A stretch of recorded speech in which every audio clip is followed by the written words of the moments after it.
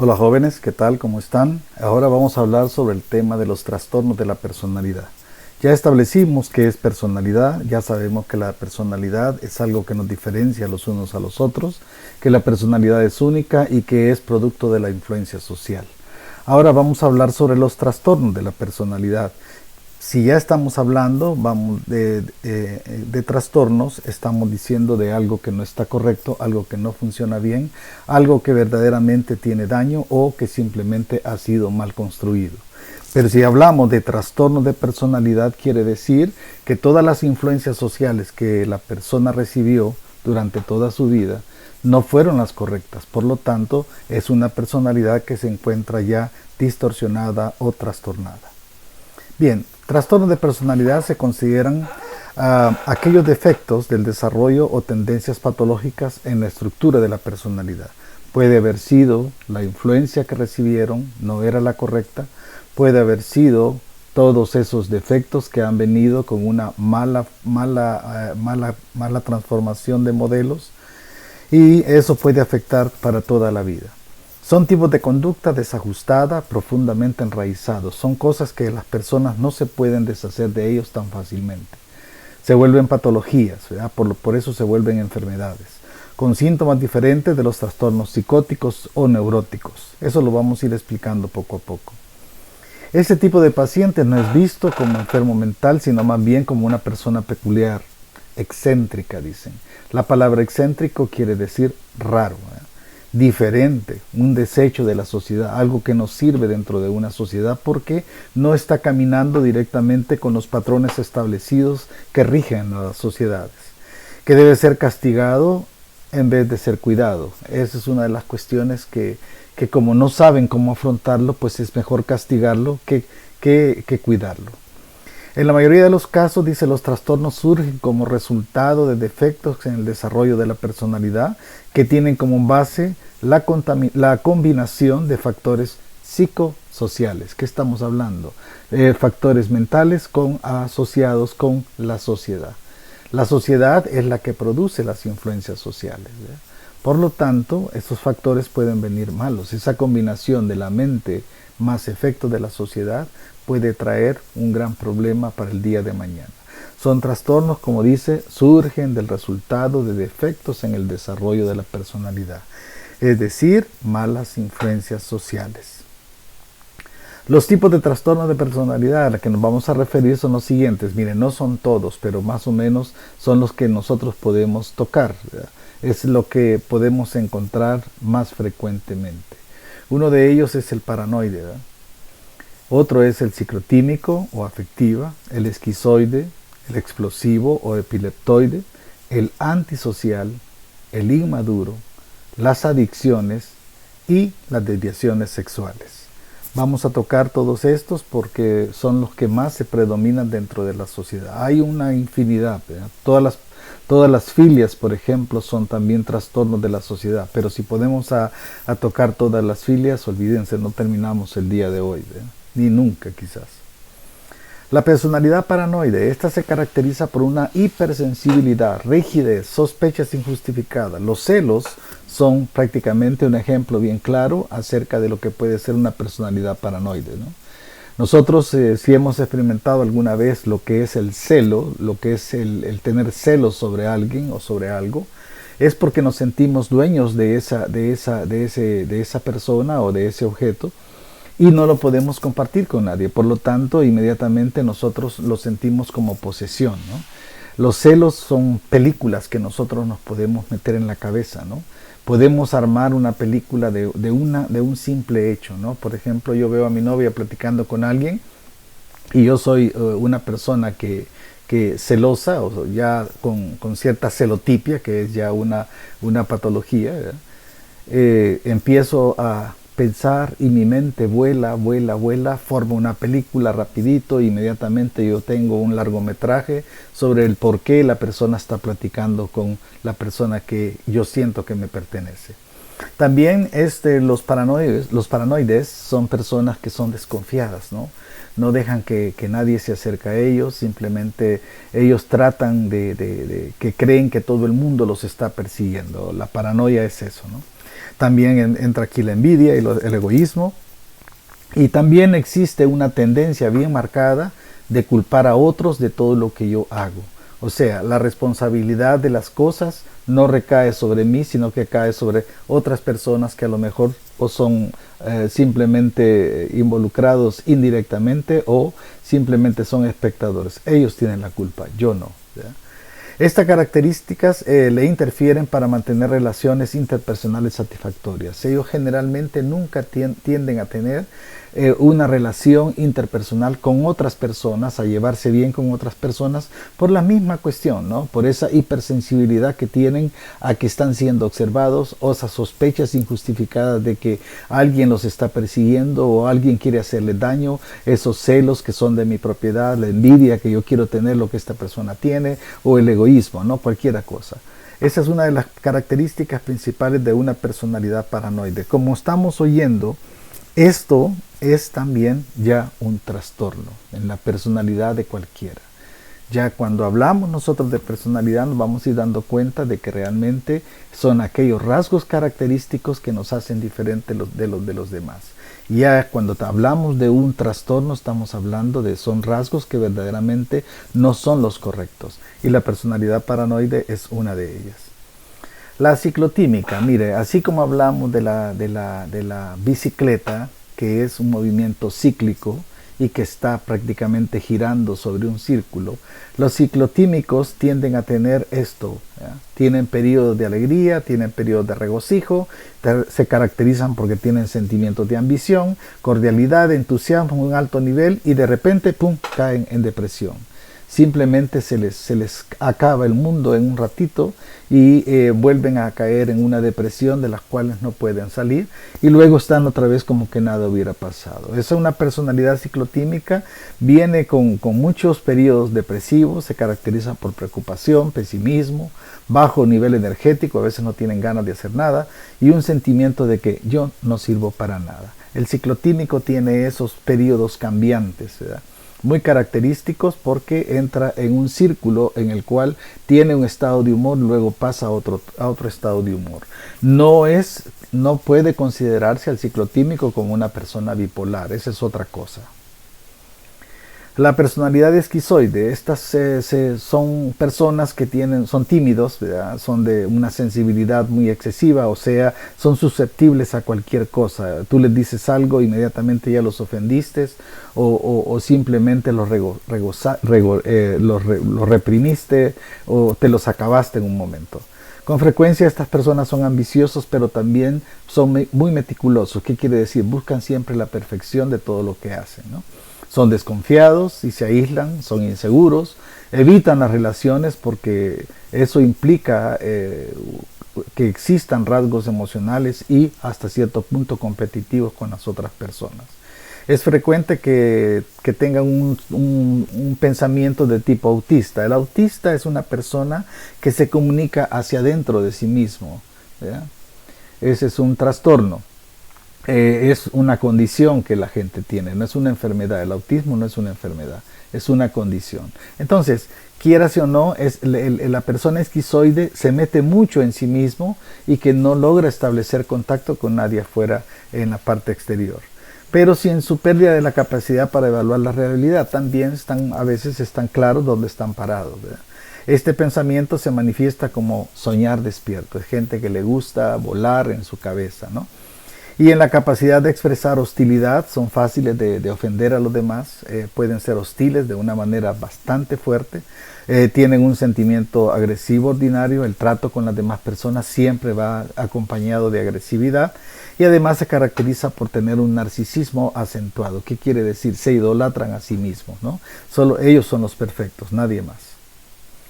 Las primeras manifestaciones de este problema se pueden presentar durante la niñez. Es un niño apartado, introvertido, se vuelve irritable cuando dicho aislamiento es interrumpido.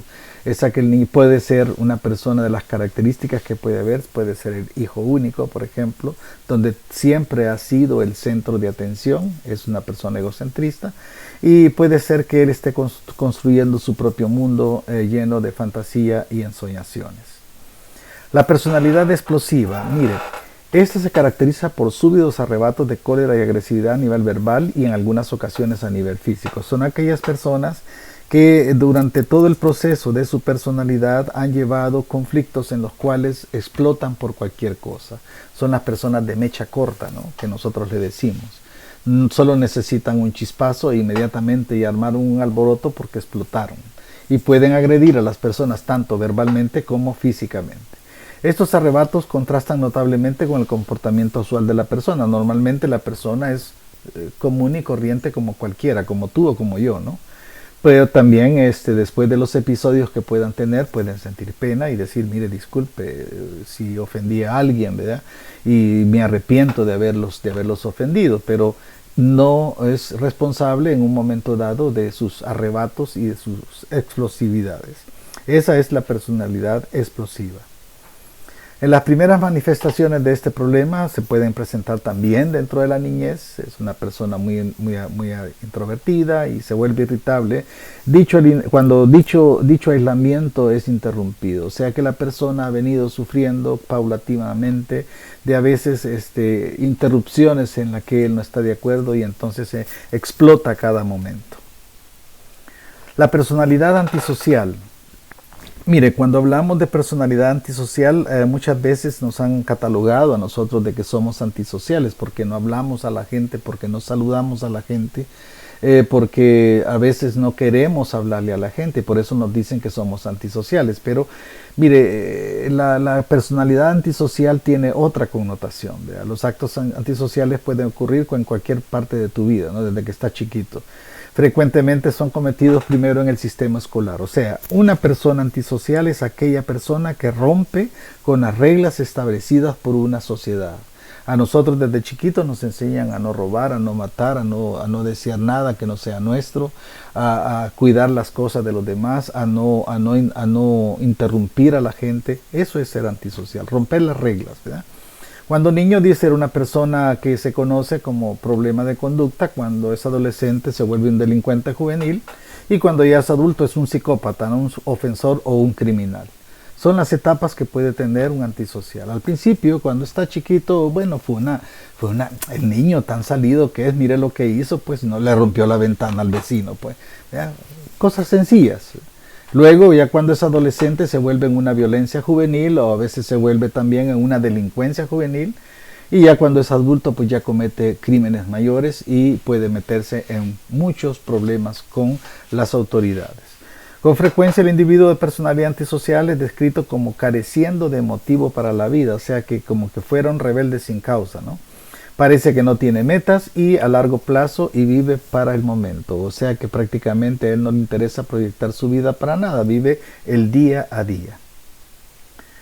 La personalidad inmadura. Muchas veces nos han dicho que somos unos inmaduros porque a veces no reaccionamos como tendría que ser, sino que simplemente tomamos algunas actitudes que no le gustan mucho a la gente, ¿no? El individuo inmaduro puede ser notado en cualquier parte de la etapa del desarrollo. Tienen un pobre control emocional, o sea, no controlan sus emociones, cualquiera que ésta sea. Demuestran con facilidad su agresividad, pueden pelearse con facilidad con cualquiera por sus ideas o por sus creencias, por lo que con frecuencia son el centro de las peleas y discusiones. Son impulsivos, o sea, no se detienen a pensar las repercusiones de lo que van a hacer, sino que simplemente las hacen. Tienen rápidos cambios de ánimo y a veces puede mostrar amistad, puede mostrar cólera, puede mostrar sonrisas y llora como un cocodrilo bien fácilmente, y todo eso en tan pocos minutos. Una persona inmadura trata de justificar todo aquello que hace. Pueden mostrar amistad, cólera, en todo eso en muy pocos minutos. Otro tipo de comportamiento que presenta una persona inmadura es que es bien infantil en sus acciones y sus proyecciones, ¿verdad? Por eso nosotros decimos, es que vos no estás maduro, ¿verdad? Sos un inmaduro porque actúas de una manera tan de niñito, no de adulto, ¿verdad? Tales como hacer como te dijera, esos shows o esas presentaciones de celos, ¿verdad?, en una forma bien teatral, ¿verdad?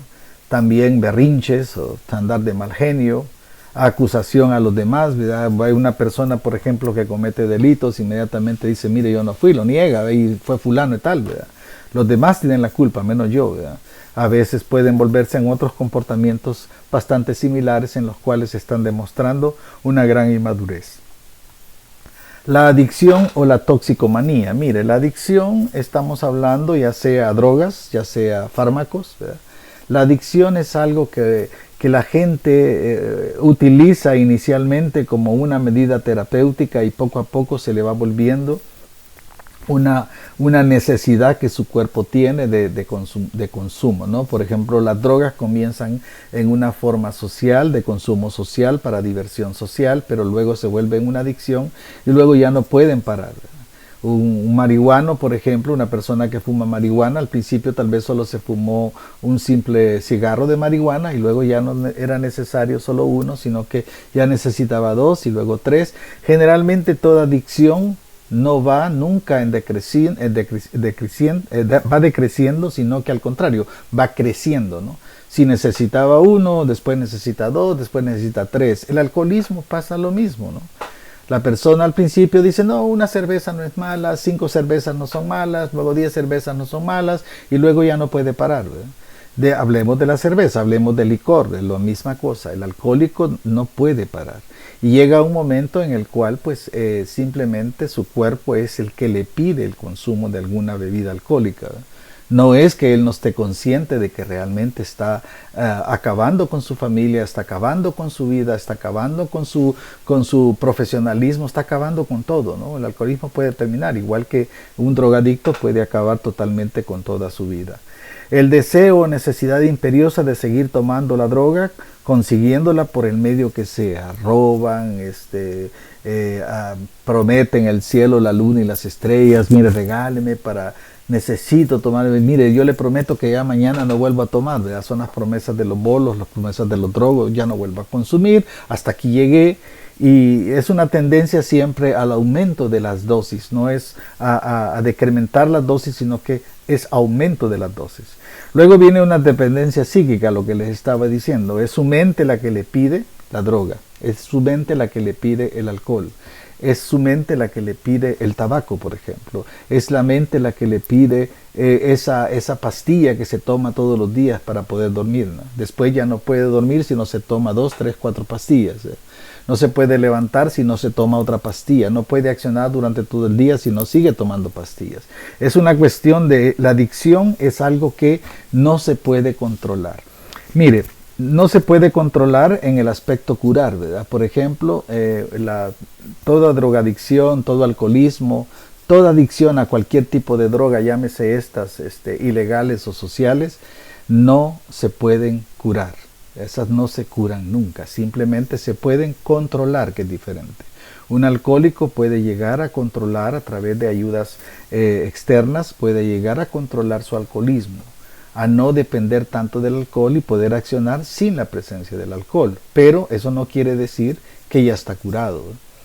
Él no se puede curar de eso. Eso es una cuestión que es incurable. Simplemente la tiene controlada. ¿Quién quita que yo conozco gente que después de 25 años de no ingerir una gota de alcohol, de repente, ¡pum!, vuelve a caer en el alcoholismo. Ellos en su calor le llaman volver a patear la pita, ¿no? Volvió a patear la pita, dice la gente, ¿no? O sea, ya volvió a tomar, ¿no? Entonces no lo pueden controlar. Ellos están claros en su mente de que realmente el alcohol es malo, que la droga es mala, pero ya su cuerpo lo exige. No pueden controlar eso, ¿verdad? Su mente ya lo tiene tan arraigado que dice, yo la necesito para vivir, ¿verdad? Se vuelve algo que es necesario para poder subsistir y eso es lo que se le llama una adicción.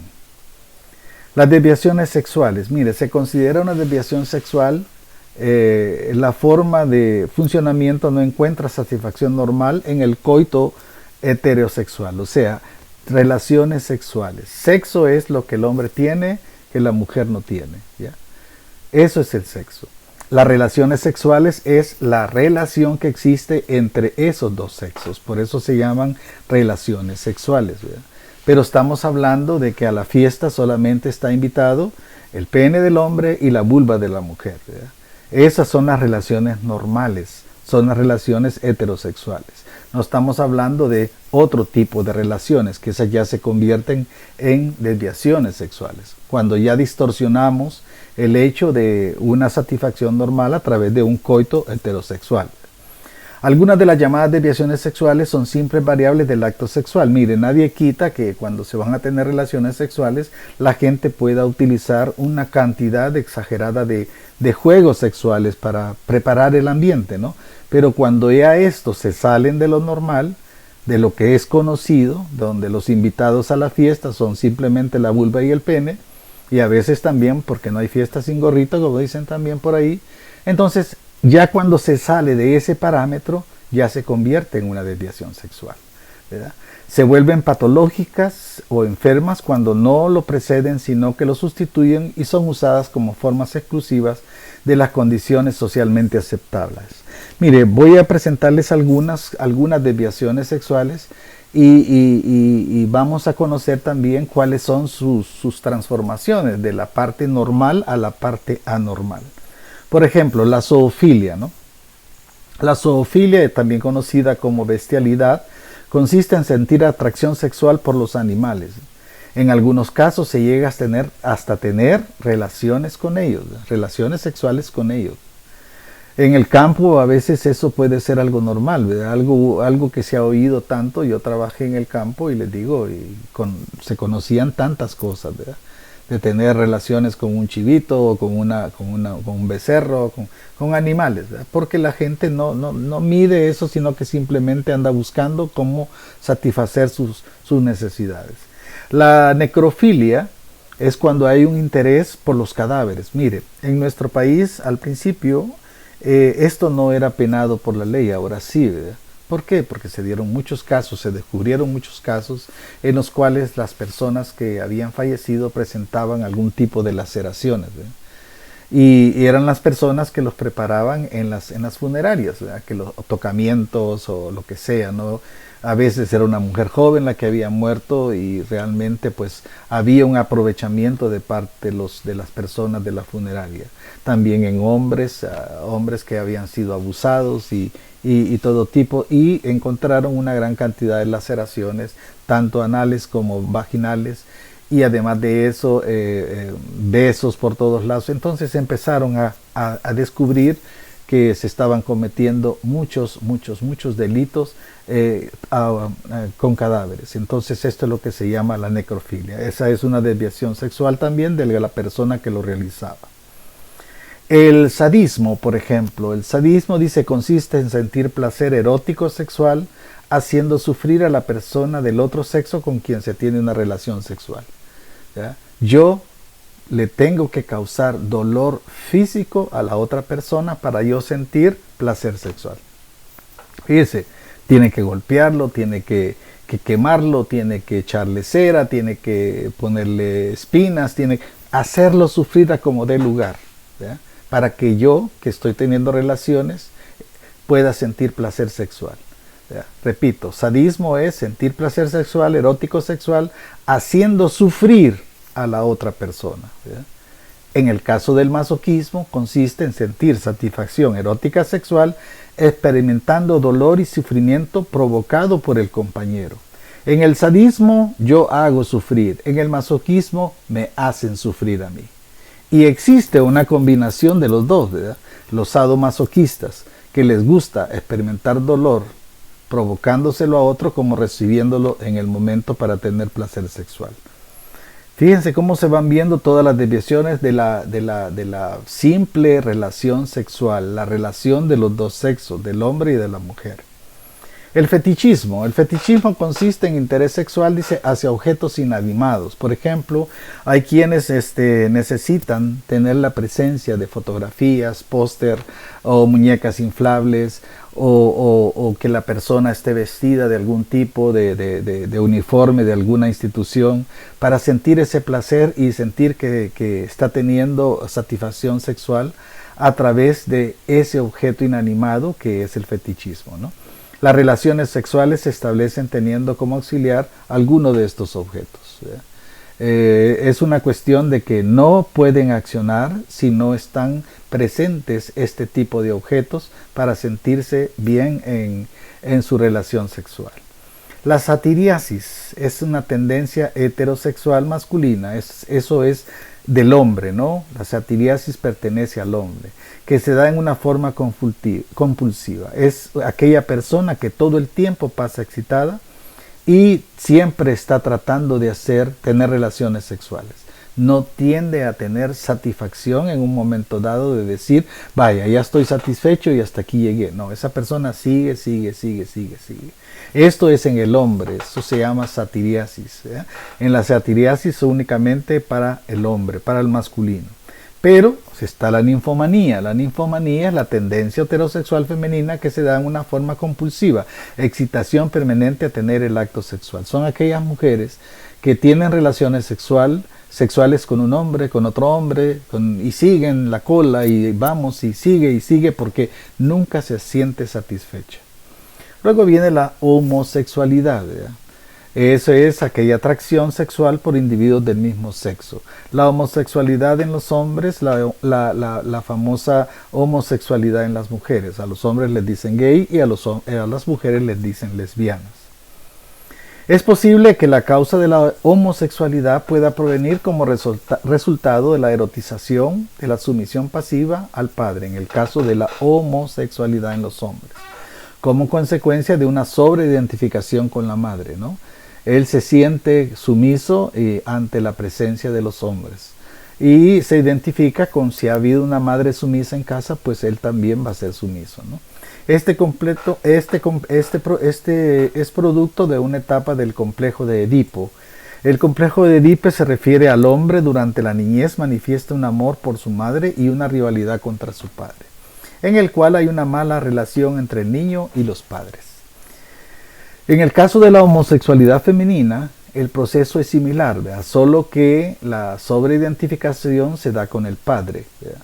Por ejemplo, ha habido familias donde han querido tener siempre un hijo y siempre tuvieron a la hija, y entonces la hija tiene que asumir el rol de hombre porque su papá quería un hijo, no quería una hija, su mamá quería un hijo, no una hija. Entonces asume todos los roles, ¿verdad? Por eso no es nada raro que nosotros vamos a ver a ciertas mujeres que caminan como hombres, se visten como hombres, ¿verdad? Y tienen todos los gestos de los hombres. ¿Por qué? Porque recibieron toda esa influencia social equivocada. Esto también se habla, si en el hombre se llamaba el complejo de Edipo, aquí en la mujer se llama el complejo de Electra. Se refiere a la mujer durante la niñez, manifiesta por el amor por su padre y la rivalidad contra su madre. Para ella, en este caso, las mujeres son débiles. En el otro caso, en el de Edipo, los hombres son los débiles, ¿verdad? La homosexualidad femenina puede ser también una consecuencia del rechazo del papel femenino, lo que les estoy diciendo, ¿verdad? No querían una niña, sino que querían un niño, ¿verdad? En otros casos se puede dar también por ejemplos modelos mal dados a los hijos. Por ejemplo, un hombre que se cría dentro de un grupo solo de mujeres y él es el único persona masculina, las demás todos son del género femenino, ese hombre va a adoptar los modelos femeninos. ¿Por qué razón? Porque es lo que está viendo, él está copiando todos los modelos. Mire, cuando en los hombres ustedes van a notar, generalmente el hijo camina como el papá, como que lleva 2 sandías metidas debajo de los brazos y se las han robado, ¿no? Camina así, camina con ciertos movimientos específicos de los hombres. En el caso de las mujeres, el modelo que van a copiar es el modelo de mamá, ¿verdad? Si mamá camina bien elegante, ella va a caminar elegante. Si mamá camina todo chueco, pues ellas van a caminar todo chueco, ¿no? Ellos están imitando todos los modelos establecidos por mamá. Entonces, ese es el papel que juega prácticamente los modelos sociales que nosotros podemos ser influenciados. Por eso es bien peligroso, ¿no? Hay que tratar la manera de dar los modelos correctos, ¿verdad? Si es un niño, que tenga el modelo paternal, o sea, el modelo masculino, ¿no? Si es el padre, mucho que mejor. Si no está el padre, pues por lo menos que una persona que sustituya ese modelo, que él vaya aprendiendo cosas propias de su sexo, de su género, ¿verdad? Lo mismo con la mujer, ¿verdad? Si la mujer debe de recibir modelajes de las madres bien específicos, ¿verdad?